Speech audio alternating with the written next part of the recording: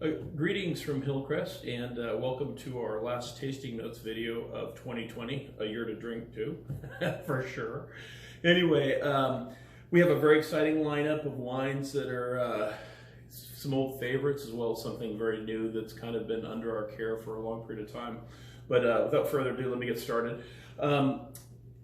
Probably the most successful or second most successful one we've ever had as part of our international program was a wine we presented about a year ago, Domaine de Brave Renier Cru Beaujolais.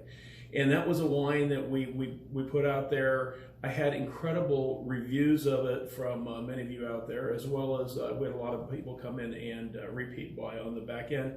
Susan and I set several cases aside, and we've been drinking a lot of that lately, and that wine has really blossomed into something even more kind of unctuous and luscious. And it's something I wanted to go back and revisit because I want to show you how wines that are said to be just kind of simple, easy, can really be great wines. It's not only expensive wines that equal great wines. There are wines that are very highly coveted in the 1970s that are really forgotten about today. And so part of being a connoisseur is knowing the difference between what you like and what's good. And so I want to show you wines that don't get talked about a lot. Beaujolais was huge in the 70s, and that today it's forgotten about somewhat, but I want to show you what a year's age does to this wine. So this is the 2018 vintage, which is a really spectacular classic vintage, both in Europe as well as here in the States, I think. The 18s that we have, we'll be tasting an 18 from here in Oregon that we produce in just a second, are really wines of incredible fruit, beautiful acidity, and nice structure. And for me, that's what I like. I like that compaction, I like that richness, but I like that little bit of edge. And those are the wines that tend to really develop quite well in the bottle. So the Renier is, once again, kind of a balance. There are 10 crus, which are villages really, that high-end Gamay or Beaujolais, which is made from Gamay Noir grape, are bottled under. And some of those are very floral. There's on one extreme what's called Fleury. On the other extreme, Morgon and Moulin Vent.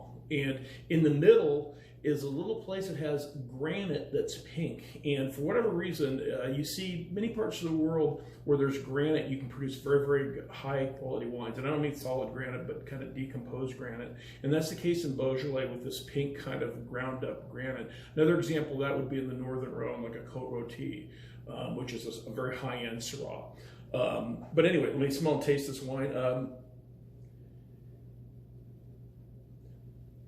Kind of a couple things. The first thing that hit me, actually it's two things at once, is this beautiful kind of like raspberry, dark raspberry, ripe, almost kind of cooked a little bit fruit.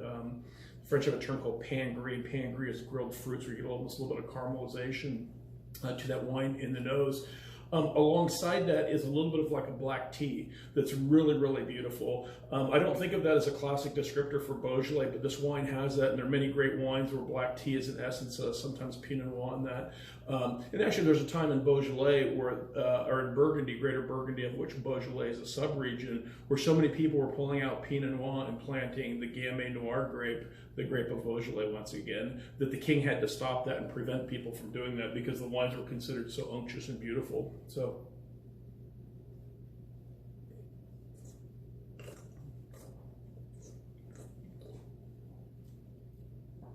very, very soft, creamy, but super fresh fruit on the palate.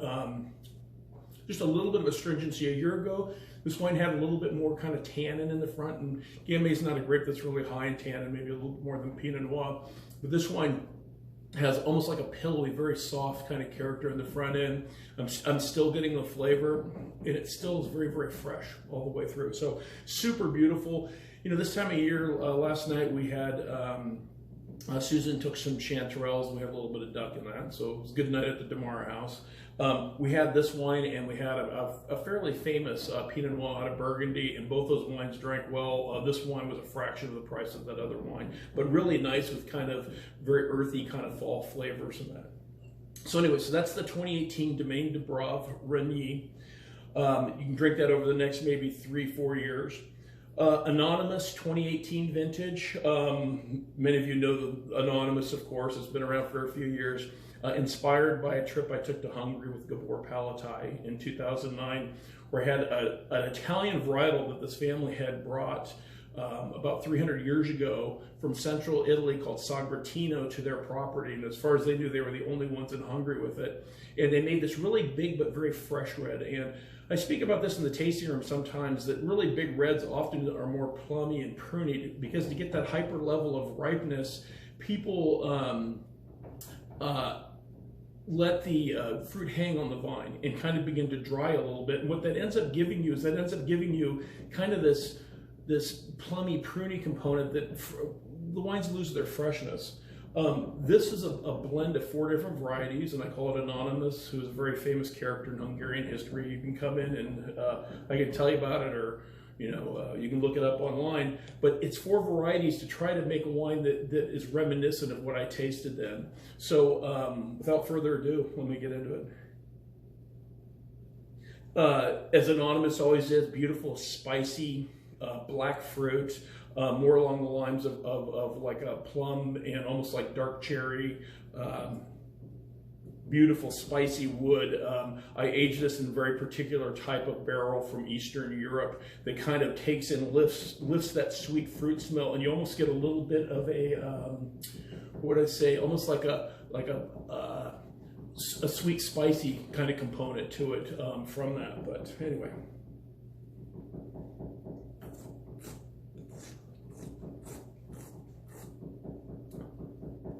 So very big, lush, much more weight than the Beaujolais, as we'd expect. It's probably the biggest wine I make and the most concentrated wine that I make.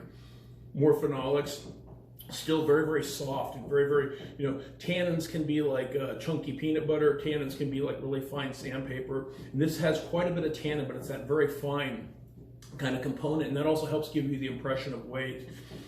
I think about a wine like this with something very high in protein, beef, or even taking something lighter like a piece of chicken and having like a blue cheese sauce or something like that, something that really this wine can stand up to and kind of cut.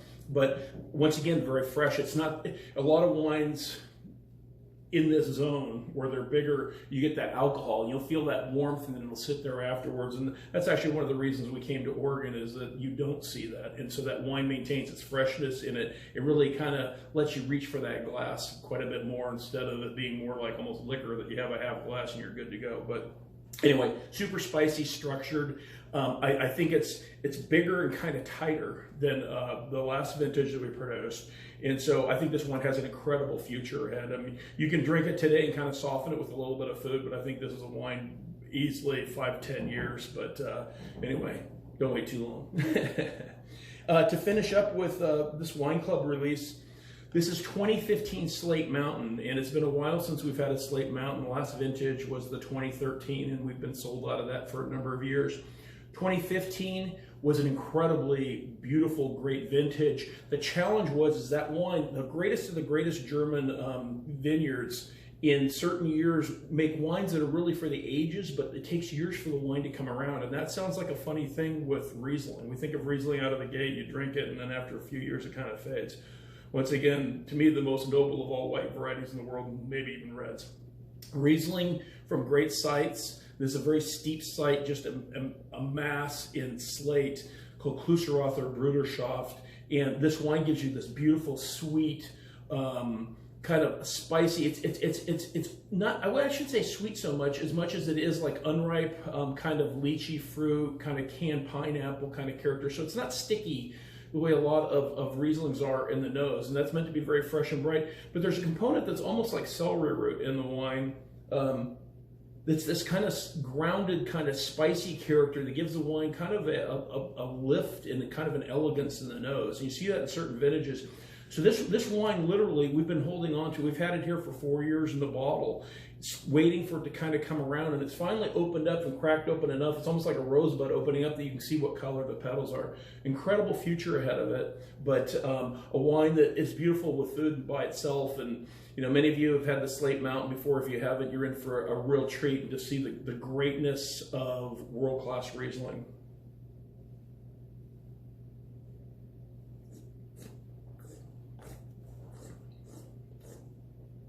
Just a hint of sweetness. And then as the wine fades away, it's like unripe peach. That kind of clean, very savory, very kind of light, bright perfume. Very weighty when the wine was on my palate and that. But it's one of the things, if you go looking for sweetness, it almost kind of peaks out, then it goes away. And it really kind of rides that knife's edge. And to me, that precision, especially out of the Mosel, is so incredibly beautiful and really so rare in white wine. So anyway, we hope you enjoyed these three. We really appreciate your support. To the genie in the bottle, cheers.